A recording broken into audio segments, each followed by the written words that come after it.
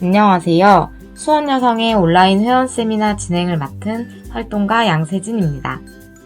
21대 국회에 바란다. 지속가능한 성평등 사회를 위한 총선 젠더정책 100대 과제 중 수원여성의 간부 수련회에서 핵심 과제로 선정한 UN 안보리 결의 1325호 국가행동계획의 실효적 이행 제도화에 대해 알아보도록 하겠습니다. UN 안보리 결의안 1325에 대해 들어보신 적 있으신가요? 2000년 10월 31일 UN 안전보장이사회에서 여성, 평화와 안보에 관한 UN 안보리 결의안 1325호라는 이름으로 만장일치로 채택된 결의안입니다. 1990년 이후 민족분쟁, 종족분쟁, 종교분쟁 등 국제사회 무력분쟁에서 발생한 난민의 80% 이상이 여성과 어린이이며 특히 1994년 르완다 내전 당시 이른바 인종청소라는 것으로 약 50만 명의 여성이 대규모 집단 강간을 당했습니다. 유엔과 국제사회는 이러한 경험에 주목하고 여성의 분쟁 경험을 국제 평화와 안보의 아젠다로 채택하여 분쟁 해결 및 평화협상, 분쟁 후 평화 구축 및 통치 등 전 과정의 성인지적 관점을 부여하고 여성들의 전면적인 참여를 보장하기 위한 정치적 틀을 합의한 것이 바로 이 여성 평화와 안보에 관한 UN 안보리 결의안 1325호입니다. 이 결의안은 평화협정, 평화활동, 분쟁 예방, 관리 해결 등 모든 의사결정 과정에 여성 참여를 요구하고 분쟁 지역 성폭력, 젠더폭력으로부터 여성 보호, 여성 인권 증진, 평화유지 활동에 성인지 관점 주류화를 포함하도록 요구하고 있습니다. 분쟁과 전쟁으로 인한 경험이 다르기 때문에 평화 만들기 과정에 여성이 목소리를 내는 것은 중요합니다.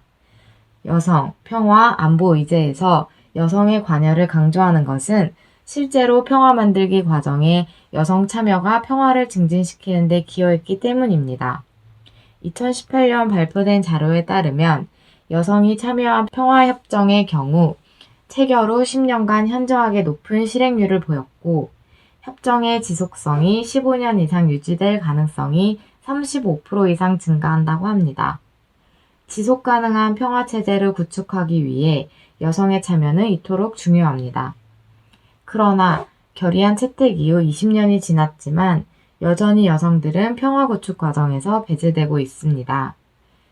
UN 여성개발기금에 따르면 지난 20년간 있었던 20개의 평화협상 과정에서 협상팀 구성원 중 여성의 비율은 8%에도 미치지 못했으며 전후 복구 계획에서 여성들을 위한 조항 및 예산 편성은 아직까지도 절대적으로 부족한 것이 현실입니다. UN은 회원국에 이 결의안을 이행하도록 권고하고 한국 정부는 2014년 5월 이 결의안을 이행하기 위한 여성 평화 안보에 관한 UN 안보리 결의안 1325호 1기 국가행동계획을 수립합니다. 세계 유일의 분단국인 한반도의 평화 정착 과정에서 여성 참여 증진, 폭력의 예방과 보호, 성주류화를 실현하기 위해 대한민국은 UN 회원국 중 49번째로 국가행동계획을 수립했습니다. 현재는 2기 국가행동계획으로 주관부처인 여성가족부를 비롯하여 외교부, 법무부, 국방부, 통일부, 행정안전부, 교육부, 경찰청, 한국국제협력단 코이카까지 9개의 부처와 기관에서 참여하여 이행하고 있습니다. 2기 국가행동계획의 취지는 지속가능 발전 과정에서 여성, 평화, 안보 의제의 확대를 지향하며 여성의 역할과 참여의 중요성을 인식하고 국방, 평화, 외교 등 주요 국가 정책 영역에서 여성이 주류로 참여할 수 있도록 성주류화 정책을 강화하려는 것입니다. 2017년 12월 양성평등기본법에 안보리 결의 1325 국가행동계획의 이행 및 평가에 관한 법적 근거를 신설하여 1325 국가행동계획 이행 제도화 차원에서 진전을 이루었습니다. 그러나 아직까지 1325 국가행동계획 이행 모니터링, 평가 등을 위한 정부 민관협력 거버넌스가 아직 갖추어지지 않은 채 민간 자문단이 참여하는 연 2회 이행 보고에만 형식적으로 진행되고 있으며 1325 국가행동계획의 실효적 이행을 위한 예산 배정의 법적 근거 역시 미비한 것이 현실입니다. 대한민국 1325 제2기 국가행동계획은 남북 화해와 협력을 통해 한반도 평화체제로 나아가는 평화과정에 여성의 참여 증진, 통일, 안보, 외교 분야 주요 의사결정에서의 여성 대표성 제고, 여성 평화 안보 영역의 성인지적 의제 개입을 보장함으로써 남북 여성의 실질적 삶의 조건을 개선하고 성평등한 한반도 형성을 촉진하기 위한 법적 제도적 기반으로 정착되어야 합니다. 이를 위해 다음과 같은 정책 과제를 강력히 촉구합니다.